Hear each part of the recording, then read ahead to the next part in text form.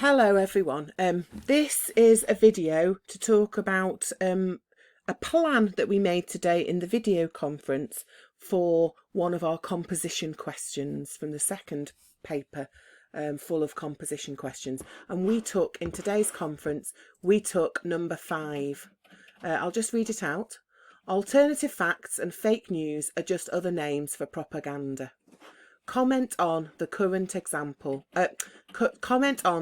obsession with fake news. Now, here with this type of question, we must always realise that this is the sideshow and that this instruction here is the main event that we're writing about. And when we first read the question, we must first notice what the operator is. And here it's comment. What does comment mean? It means lay out your views about the subject. Here, the subject is our obsession with fake news, and give some detail about why your view of it is true. So support your view of it. Okay, so this is what we came up with today. It's not a definitive plan. It's just suggestions for the type of thing you might write. I'll do another video about style and writing, but for this one we're talking about content. What would we write in answer to this question here? We've got a comment question about obsession with fake news. Okay, I might start by talking about 2 main types of fake news. Okay, and my first type, just to establish what I'm talking about, would be that the mainstream press is sometimes accused of spreading falsehoods. That various politicians, we'll come on to that in a minute, various politicians try to say that the mainstream press is not reliable. Okay. And then the second type is slightly different in that sometimes genuinely false stories designed to deceive the general public are posted on social media and sort of do the digital rounds on the internet and become almost received wisdom so that people think they're true. Okay, the most important thing to remember, the thing which will make this a comment essay which can get marks, is that you must have a thesis. And the thesis basically says what I believe to be true about this topic. Yes? So what you believe to be true about our obsession with fake news. All right. It's really important that this thesis appears, look at our plan, right at the beginning of our plan, before you move on. And here, my thesis is going to be that fake news is propaganda and that we are obsessed with it, but that perhaps that's absolutely appropriate because it's clear that fake news is powerful and potentially very damaging. That's my thesis.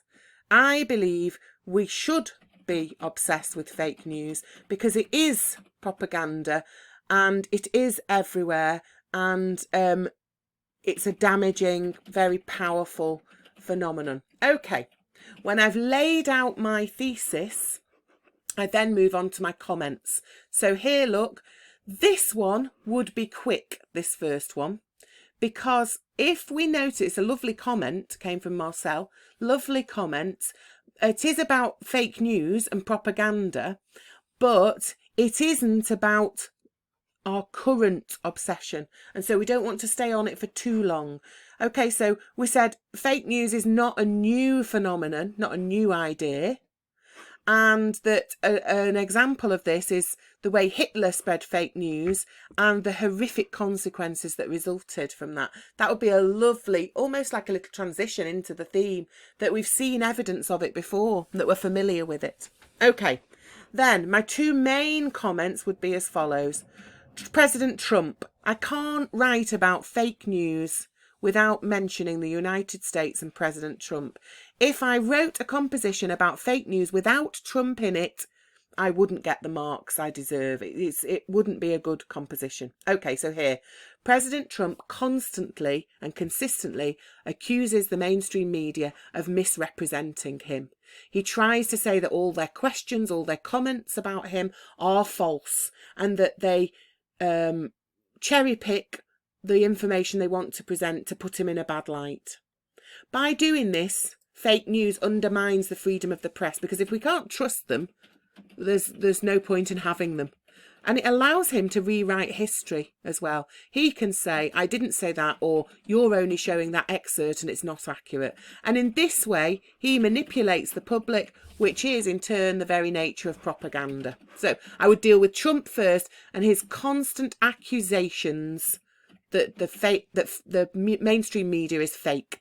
Then I would move on to a slightly different type of fake news, referring back to what I'd said in the introduction, that says that spreading deliberately false information on social media is something that we all must be aware of. So this has been used by countries like Russia in order to interfere with the outcome of elections.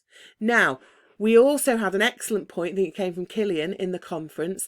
He expanded this point further and he said the difference between this and old style propaganda is that this comes from multiple sources. It's not one voice trying to manipulate us, although sometimes I think it is when it's a country like Russia, but it's diverse sources with different agendas.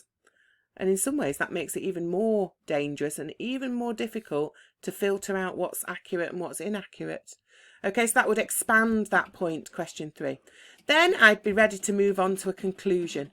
And remember that a conclusion must refer us in some way back to the beginning. So here, look, my conclusion. We need to be aware and alert to fake news. We must educate people to interrogate sources so that they know where the news is coming from. And we must acknowledge that propaganda exists.